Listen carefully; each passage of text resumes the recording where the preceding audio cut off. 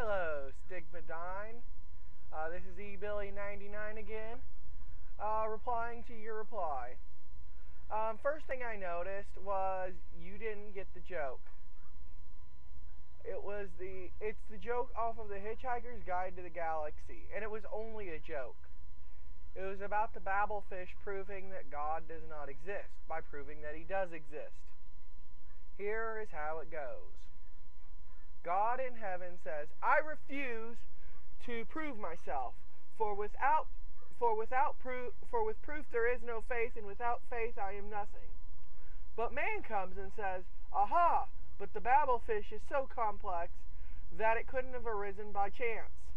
Therefore the Babelfish proves that you exist, and therefore you don't. I didn't think of that, said God, as he poofs into non-existence in a cloud of logic. Next, the man proceeds to prove that black is white and gets stampeded by a herd of wild zebra. That's the joke. I'm surprised you didn't get it. Next, you say God is benevolent. He's all good. Again, I said you can't use this because I can point to several instances where in our morals God would be evil. But because we cannot characterize God with you, we have to say he's good. Let's continue with your video. Of the bond of sin. You know, can you do any better? Can I do any better than God? Yeah, I could.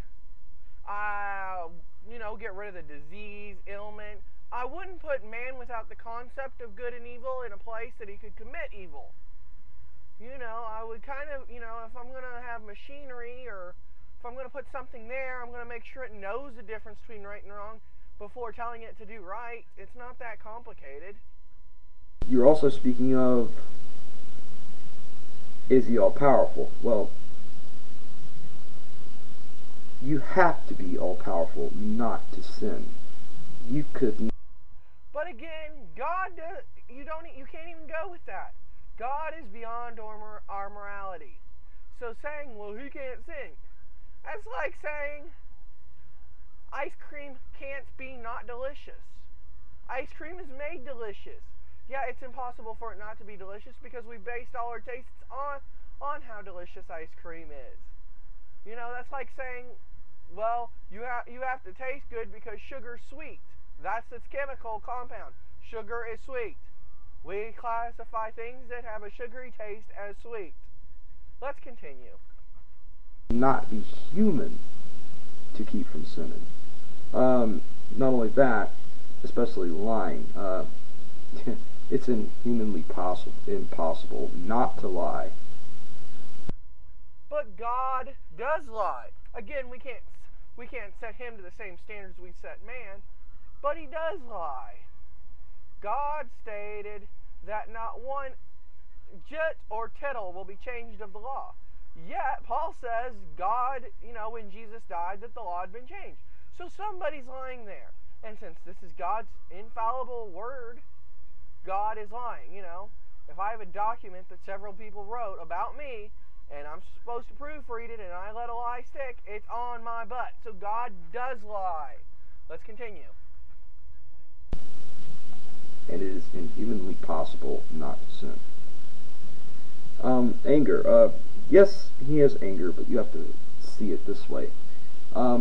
Think of it as if you're a parent and your children disobey you, of course.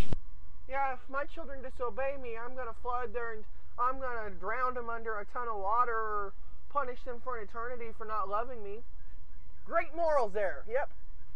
Because, that's what it boils down to. You can say, well, it's a free gift from God, salvation, blah, blah, blah. But in essence, it's not. It's follow me or perish. And I'm not going to give you any evidence that I exist, but you still need to follow me or die. Not very good. See, at least I can see my parents. Let's continue. What do you call this? A trust fund. Think of eternity in the afterlife in heaven as a trust fund. And you have to follow the rules before you can receive the trust fund. And God went out of his... But if I disobey one of those rules, the trust fund's gone. Not only is it gone, but now I get tortured. Again, the rules are unfair. But we go even worse.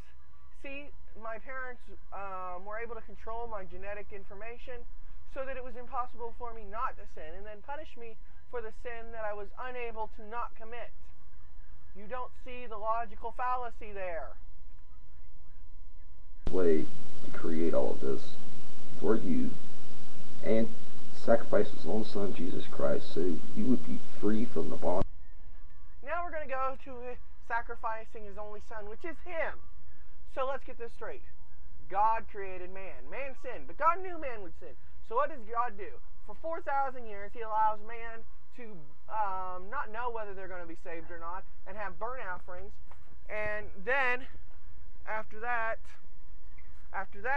he sends his only son, which is him, to be killed by man, to pay for the sins that man committed, so that God could pay for the sins to himself, to appease himself, when he could just forgive us. And yes, he is all-powerful, so he is able to just forgive us. Okay, let's go on. The sin, so you can have eternal life. But it says that God regretted anything. In fact, everything that he created. He did regret something. And it came to pass on these days that man grew exceedingly wicked. And God looked down and he regretted that he had created man. And this is the part where he floods the world. Read Genesis. Created, it says that it was good. On to the next. Does God care? Yes, God cares. And I'll say it again. You know, to sacrifice his only son, to allow your sinning behind a ticket. Again, commented on how he sacrificed himself to appease himself when he could just forgive us. Into heaven. Also, to the last two things you were talking about, the proof. Yes, all life in its creation points to an intelligent design. And I can... No, all life does not point to an intelligent design. All life points to a common ancestor about 3.28 billion years ago. That's what it points to. We are all made out of cells. Not too hard to understand. You know, yeah, you can use the Coleman blueprint, but if you do that, then God is a bad architect. We got a nerve right in front of our eye. I don't know if you can see it, but see, I'm blind there. There is a point where I am blind. That is a very bad design. Let's go even better. In here, I got a wisdom tooth. Yeah, there's too many teeth for my mouth. Good design. Appendix, tonsils, tailbone. Great design, God. Great design. Going on. Post, more assets, luxuries, anything like that, than you need as a necessity. They're not going to assist you. So, okay, that's fine. Here, I will prove this. Dear Lord, please stop the war in Iraq. We need no more bloodshed. Okay. Now, see, you have to look at it that way. God's not going to give you something just because you ask for it. You're going to be judged to see if you deserve it. See, it doesn't matter if I deserve ending the war in Iraq. The soldiers do deserve it.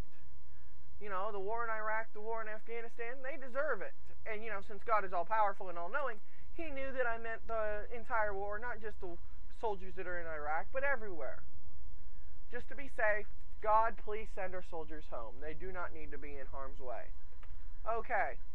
Now, the soldiers should be home within 24 hours. If not, I've proven God does not exist. Thank you very much. This is eBilly99 signing off.